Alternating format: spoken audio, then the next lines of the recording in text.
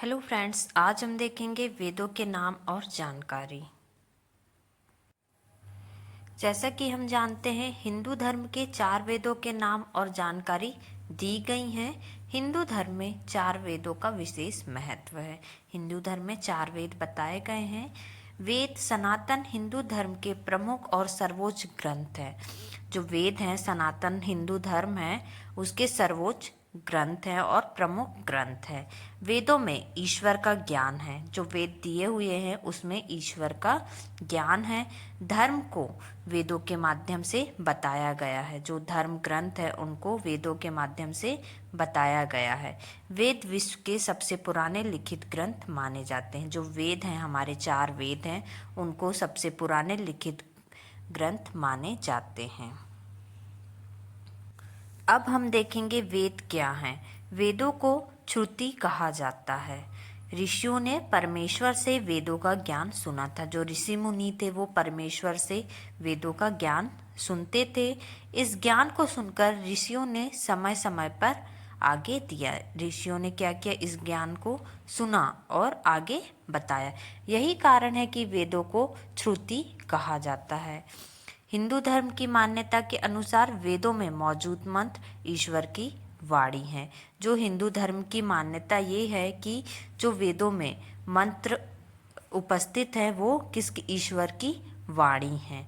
वेदों की रचना स्वयं ईश्वर के द्वारा मानी जाती है। जो वेदों की रचना है वो ईश्वर के द्वारा ही मानी जाती है। ऋषियों ने ईश्वर का ज्ञान प्राप्त करके आगे पहुंचाया था। जो ऋषि मुनि थे उन्होंने ईश्वर का ज्ञान प्राप्त किया और आगे बताया। वेद में धर्म का ज्ञान है और ईश्वर के अस्तित्व को गहनता से समझाया गया है। जो वेद है उसमें धर्म का ज्ञान है और ईश्वर के अस्तित्व को समझाया गया है।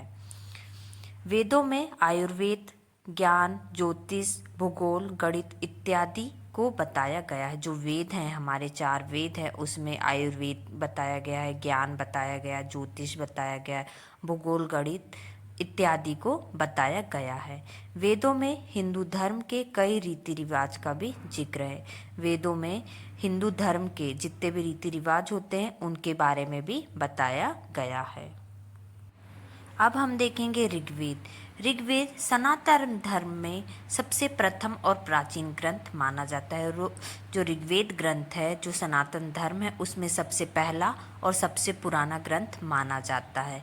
ऋग्वेद में कुल 10 मंडल हैं और इसमें कुल 1028 सूक्तियाँ हैं और करीब 11,000 मंत्र है। जो ऋग्वेद है उसमें 10 मंडल हैं, 1028 सूक्ति हैं और 11,000 मंत्र हैं।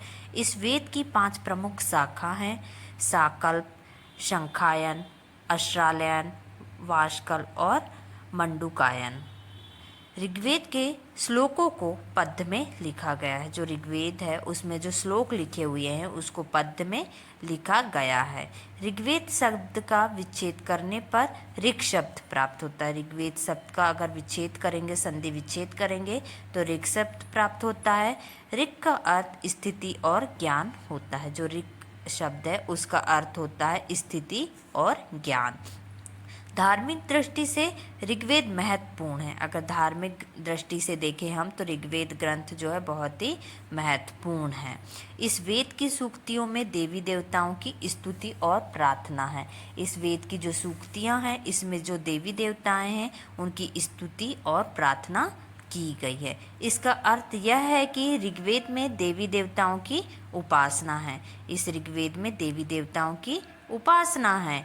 इसमें देवलोक के बारे में भी बताया गया है। इसमें देवलोक के बारे में भी बताया गया है।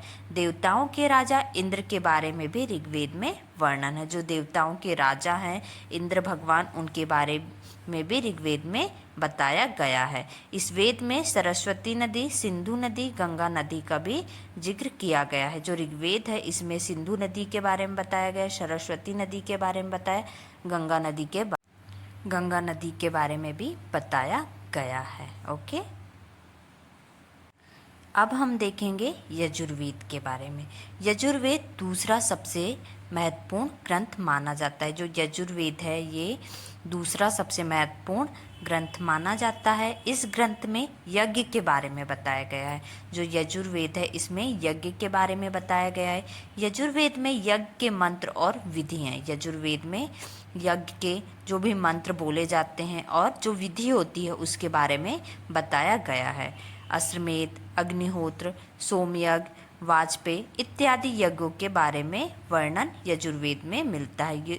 ये जो यज्ञ होते हैं अश्वमेध, अग्निहोत्र, सोमयज्ञ, वाजपेयी इत्यादि यज्ञों के बारे में यजुर्वेद में मिलता है, यजुर्वेद में बताया गया है। इसमें सूक्ति, श्लोक, गद्य के रूप में भी है। यजुर्वेद में सूक्ति, श्लोक, गद्य के बारे में भी बताया गया है। यजुर्वेद में अच्छे कर्म करने की शिक्षा है। इसमें आत्मा और परमात्मा का ज्ञान है।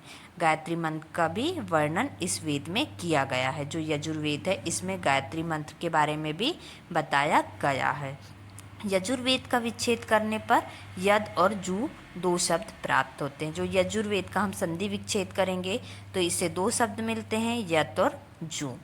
यत का अर्थ गतिशील होता है। जो यत शब्द है उसका अर्थ होता है गतिशील, और जबकि जू का अर्थ होता है आकाश। ओके, जू का अर्थ क्या होता है? आकाश। यजुर्वेद में 40 अध्याय हैं, 3988 मंत्र हैं। यजुर्वेद में 40 अध्याय हैं टोटल और 3988 मंत्र हैं।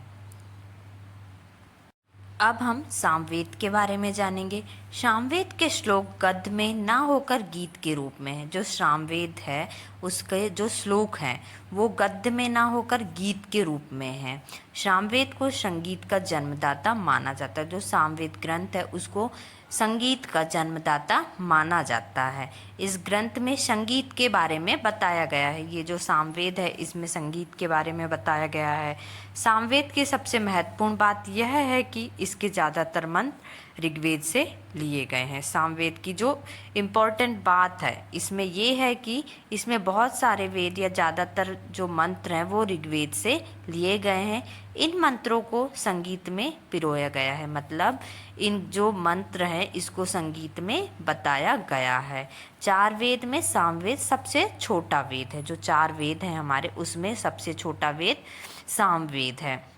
सामवेद का विच्छेद करने पर साम शब्द प्राप्त होता है और साम का अर्थ संगीत या रूपांतरण होता है। सामवेद में वीणा, नादी और वाद्य यंत्रों का भी जिक्र है। जो सामवेद है उसमें वीणा, नादी और वाद्य यंत्र होते हैं उसके बारे में बताया गया है। इस ग्रंथ में करीब 1824 मंत्र हैं।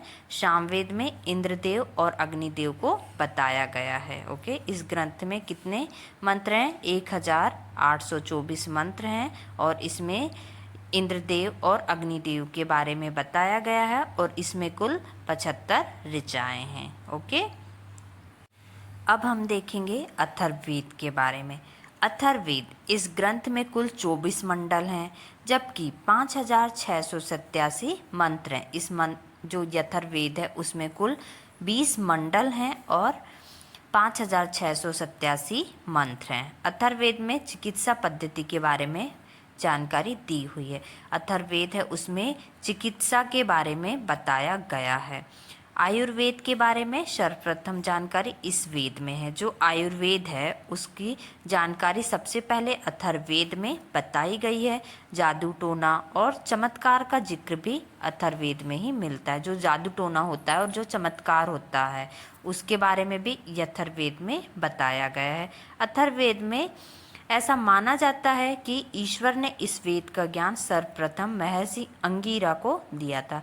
सब बताया जाता है कि इस वेद का ज्ञान सबसे पहले महर्षि अंगिरा को दिया था। अथर्ववेद शब्द का विच्छेद करने पर थर्व और अथर्व शब्द प्राप्त होते हैं। अथर्ववेद का अगर हम संधि विच्छेद करते हैं तो थर्व और अथर्व शब्द मिलते हैं। इसमें थर्व का अर्थ होता है कंपन होना, वाइब्रेट होना, और अथर्व शब्द का अर्थ होता है अकंपन होता है, कंपन, अकंपन। ओके, ये थे हमारे 4 वेदों के बारे में जानकारी। अगर आपको ये वीडियो पसंद आया तो प्लीज़ इसे लाइक करें, सब्सक्राइब करें। Thank you.